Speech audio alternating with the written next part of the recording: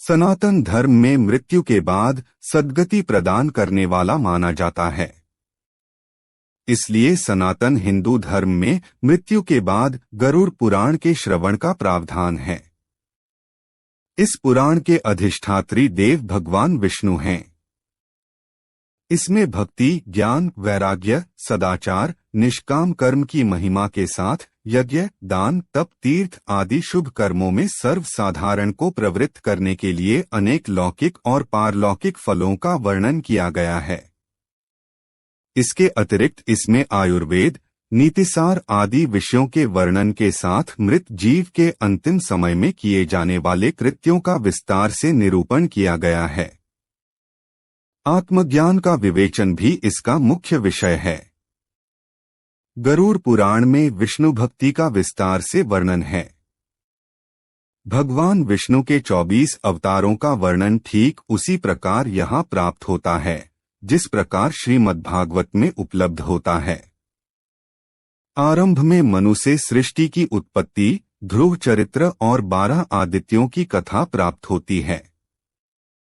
उसके उपरांत सूर्य और चंद्र ग्रहों के मंत्र, शिव पार्वती मंत्र, इंद्र से संबंधित मंत्र, सरस्वती के मंत्र और 9 शक्तियों के विषय में विस्तार से बताया गया है। इसके अतिरिक्त इस पुराण में श्राद्ध तर्पण, मुक्ति के उपायों तथा जीव की गति का विस्तृत वर्णन मिलता है। संरचना संपादित करें। गरुड़ पुराण में 19,000 श्लोक कहे जाते हैं, किंतु वर्तमान समय में उपलब्ध पांडुलिपियों में लगभग 8,000 श्लोक ही मिलते हैं। गरुड़ पुराण के 2 भाग हैं, पूर्वखंड तथा उत्तरखंड। पूर्वखंड में 229 अध्याय हैं। कुछ पांडुलिपियों में 240 से 243 तक अध्याय मिलते हैं। उत्तरखंड में अलग अलग पांडुलिपियों में अध्यायों की संख्या 34 से लेकर 49 तक है। उत्तरखंड को प्रायः प्रेतखंड या प्रेतकल्प कहा जाता है।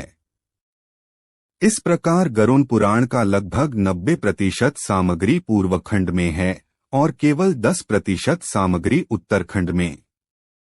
पूर्वखंड में विविध प्रकार के विषयों का समावेश है जो जीव और जीवन से संबंधित हैं।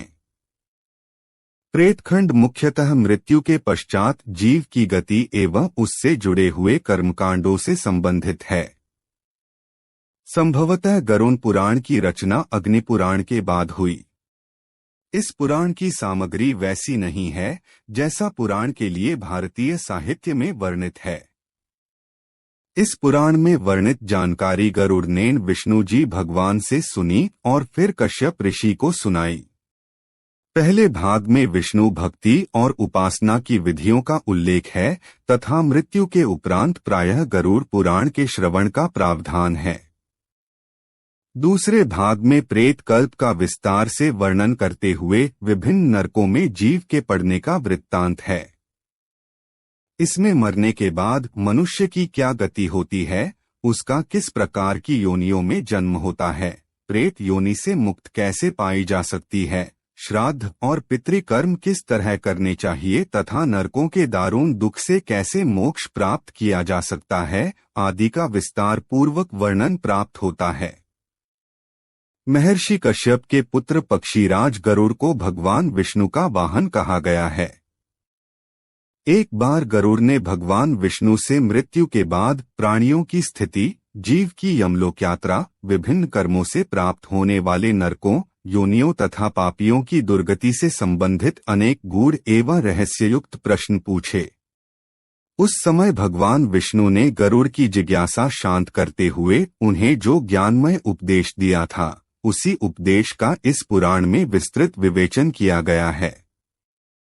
गरुड़ के माध्यम से ही भगवान विष्णु की श्रीमुख से मृत्यु के उपरांत के गूढ़ तथा परम कल्याणकारी वचन प्रकट हुए थे, इसलिए इस पुराण को गरुड़ पुराण कहा गया है। श्री विष्णु द्वारा प्रतिपादित यह पुराण मुख्यतः वैष्णव पुराण है। इस पुराण को मुख्य गारुड़ी विद्या भी कहा गया है। इस पुराण का ज्ञान सर्वप्रथम ब्रह्मा जी ने महर्षि वेद व्यास को प्रदान किया था। तत्पश्चात व्यास जी ने अपने शिष्य सूत जी को तथा सूत जी ने नैमिषारण्य में शौनकादि ऋषिमुनियों को प्रदान किया था। इस पुराण में सबसे पहले पुराण को आरंभ करने का प्रश्न किया गया है, फिर संक्षेप से सृष्टि का वर्णन है। इसके बाद सूर्य आदि की पूजा, पूजा की विधि, दीक्षा विधि, श्राद्ध पूजा, नवव्यूह की पूजा विधि, वैष्णव पंजर, योगाध्याय, विष्णु सहस्त्र नाम कीर्तन, विष्णु ध्यान, सूर्य पूजा, मृत्युंजय पूजा, माला मंत्र, शिवार्चा, गोपाल पूजा, त्रैलोक्य मोहन, श्रीधर पूजा, विष्णुअर्चा, पंचतत्वर्चा, चक्रार्चा, देव पूजा, न्यास आदि संध्या उपासना, दुर्गार्चन, सुरार्चन, महेश्वर पूजा, पवित्रोपण पूजन, मूर्ति ध्यान, वास्तुमान, प्रासाद लक्षण, सर्वदेव प्रतिष्ठा, पृथक पूजा विधि, अष्टांग योग, दान धर्म, प्रायश्चित विधि, द्वीपेश्वरों और नरकों का वर्णन, सूर्यव्यूह, ज्योतिष, सामुद्रिक शास्त्र, स्वर ज्ञान, नूतनत्न परीक्षा, तीर्थम हात्म्य, गयाधाम का महात्म्य, मनवंतर वर्णन, पितरों का उपाख्यान, वर्णधर्म, द्रव्य शुद्धि, समर्पण, श्राद्ध कर्म, विनायक पूजा, गृहयज्ञ, आश्रम, जन्नाशौच, प्रेत शुद्धि, नीति शास्त्र, व्रत कथाएं, सूर्यवंश, सोमवंश, श्रीहरि अवतार कथा, रामायण, हरिवंश, भारताख्यान, आयुर्वेद निदान, चिकित्सा, द्रव्यगुण निरूपण, रोगनाशाक, विष्णुकवच, गरुण कवच, त्रैपुर मंत्र, प्रश्न चूड़ामणि, अश्वायुर्वेद कीर्तन, औषधियों के नाम का कीर्तन, व्याकरण का उहापोह, छंद शास्त्र, सदाचार, स्नान विधि, तर्पण, बलि, वैश्वदेव, संध्या, पार्णव कर्म, नित्य श्राद्ध, सपिंडन, धर्मसार, पापों का प्रायश्चित, प्रतिसंक्रम, युग धर्म, कर्मफल, योग शास्त्र, विष्णु भक्ति, श्रीहरि को नमस्कार करने का फल, विष्णु महिमा, नृसिंह स्तोत्र, विष्णुवर्चन स्तोत्र, वेदांत और सांख्य का सिद्धांत, ब्रह्मज्ञान, आत्मानंद, गीतासार आदि का वर्णन है।